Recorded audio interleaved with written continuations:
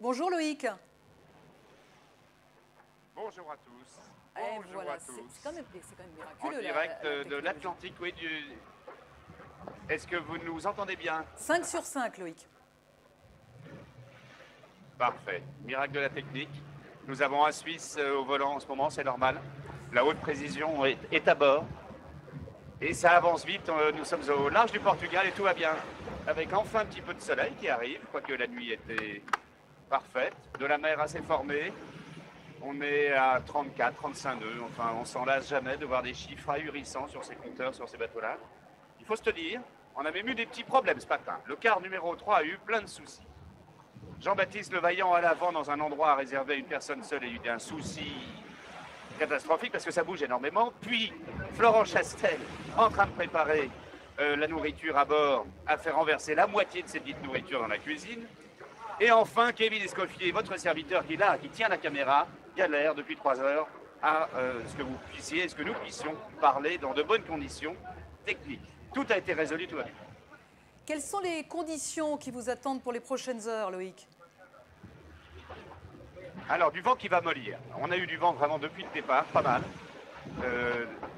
Un 20, 25, 30 nœuds de vent, ce qui était vraiment parfait. Et puis là, ça va mollir tout doucement. Et là, tout l'équipage est sur le pont. Kevin va vous montrer ça tout à l'heure.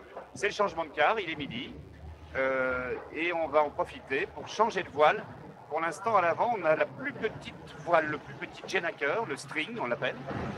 Et on va le changer par le Jenaker médium, avec lequel on va aller tout près du nord des Canaries, puis empanner en début de nuit, dans une douzaine d'heures. Et enfin, on changera encore pour une voile un peu plus grande demain matin. Vous parlez d'empannage, vous avez empanné à plusieurs reprises, je crois, la nuit dernière, dans des conditions plutôt musclées.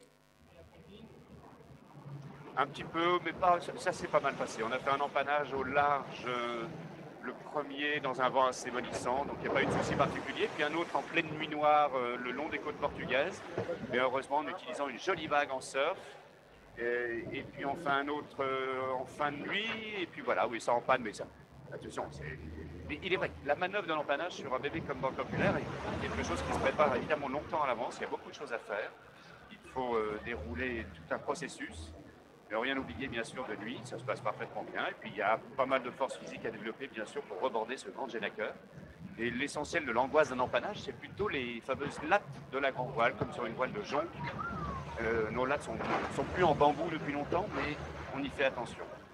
On regardait, avec tous les gens présents ici à la Fédération française de voile, on regardait le moment du franchissement de la ligne de départ il y a 48 heures maintenant au large d'Ouessant, et on trouvait qu'il y avait une certaine décontraction. Apparemment, ça continue à l'heure actuelle à bord.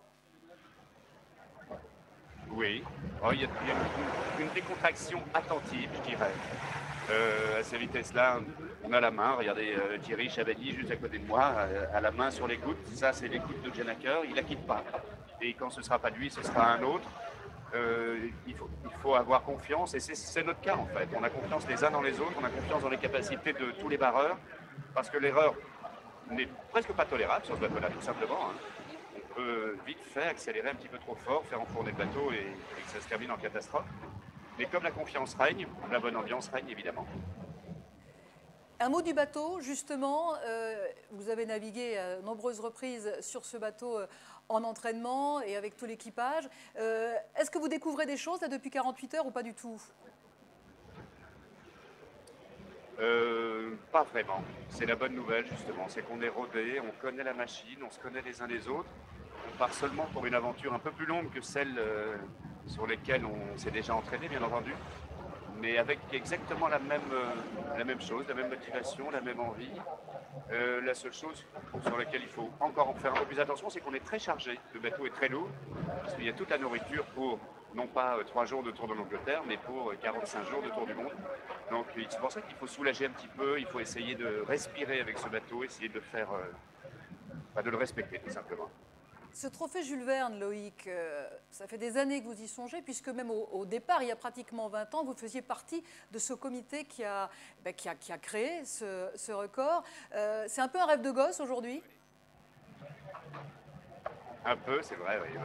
C'est d'autant plus exaucé que je suis un enfant presque trop gâté, je trouve, d'arriver avec un jouet déjà existant En fait, ce rêve-là, il est assez fascinant. Le rêve de tous les marins, d'ailleurs, c'est souvent, ça part d'une page blanche, ça part d'un bouquin, ça part d'une idée, et puis après, ce sont des années d'efforts pour construire, concevoir, vendre un projet, le partager avec d'autres, et puis enfin être sur l'eau.